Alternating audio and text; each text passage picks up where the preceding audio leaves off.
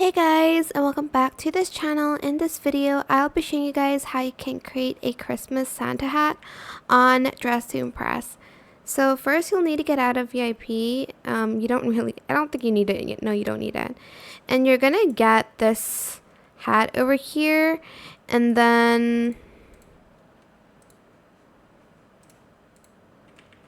this hat if you'd like to. Then you're going to go into one of these dressing rooms and get this one and just color it red. If you don't like it with the other hat, you can absolutely remove it. I personally don't like it with the hat. It's just better without.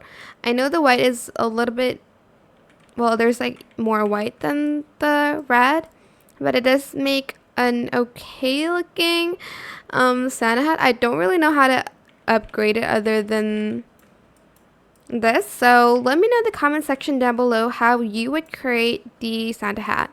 I hope this tutorial was helpful for you guys. Don't forget to like, comment, share, and also subscribe to this channel if you haven't done that already. If you have any more questions about this video, just leave it in the comment section down below.